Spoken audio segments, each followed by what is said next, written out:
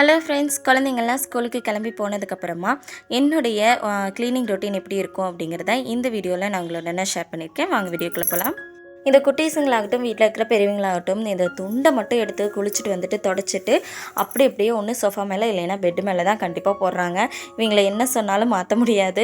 சரின்னா அந்த துண்டெல்லாம் கொண்டு போய் வெளியே கொடியில் காய போட்டு வந்துட்டு அதுக்கப்புறமா சோஃபா விரிப்பெல்லாம் எடுத்து உதறி போட்டுட்டேங்க.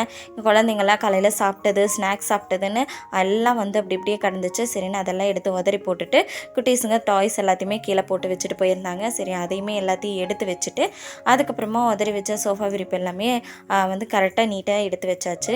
எப்போவுமே நம்ம க்ளீன் பண்ணுறோம் அப்படின்னா எந்தெந்த பொருள் எங்கெங்கே வைக்கணுமோ அந்தந்த பொருள் அங்கங்கே வச்சுட்டோம் அப்படின்னா தான் ஒரு சிலாக இருக்கும். ஒவ்வொரு ரூமாக க்ளீன் பண்ணுறதுக்குமே கரெக்டாக இருக்கும்.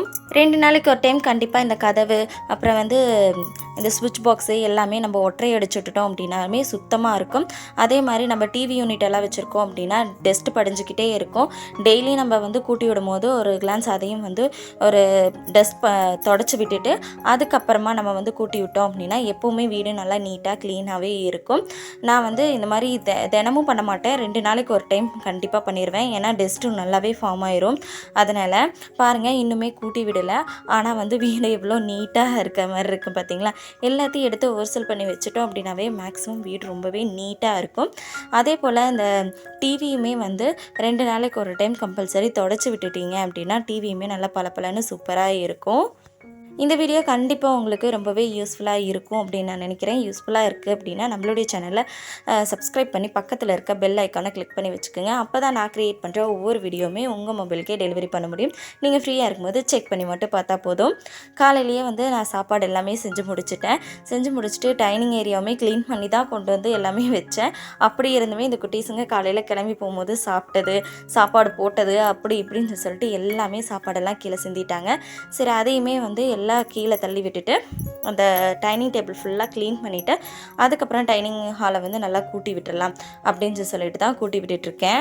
இந்த குட்டீஸுங்க பொம்மை மட்டும் ஒரு இடத்துல கண்டிப்பாக இருக்காது. வீடு ஃபுல்லாக எல்லா பக்கமுமே கிடக்கும். எல்லா பக்கம் இருந்து பொறுக்கி கொண்டு போய் நான் அந்த ட்ராவில் போடுறது எனக்கு பெரிய வேலையாக இருக்கும்.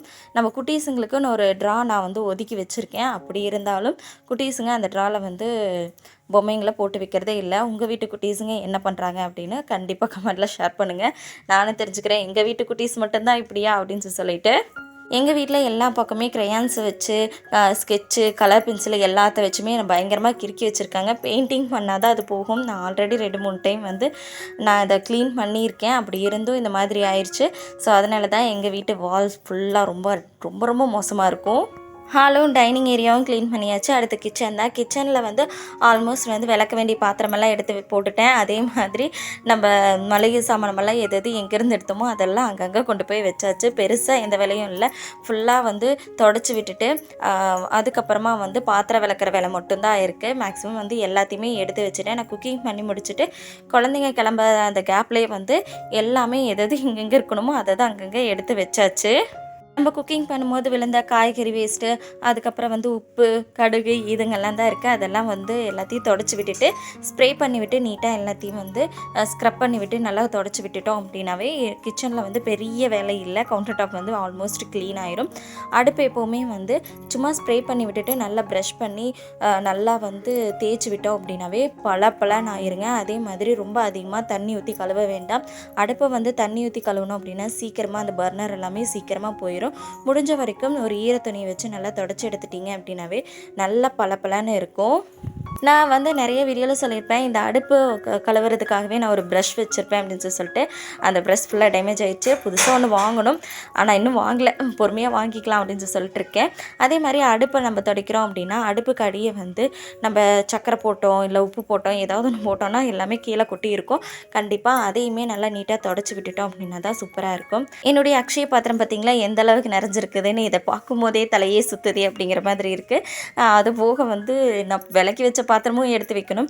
விளக்குறது கூட விளக்கிடலாங்க, அந்த விளக்கி வச்ச பாத்திரத்தை எடுத்து வைக்கிறதுக்குள்ளே ஐயோ போதும் போதும்னு ஆயிரும்.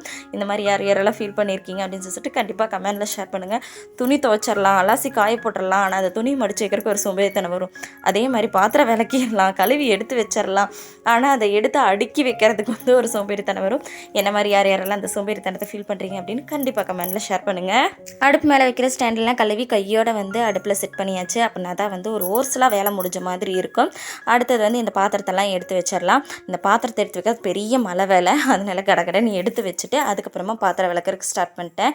இன்றைக்கி வந்து சிங்கில் ஃபுல்லாக நிறையா வந்து பெரிய பெரிய பாத்திரங்கள்லாம் தான் இருக்குது.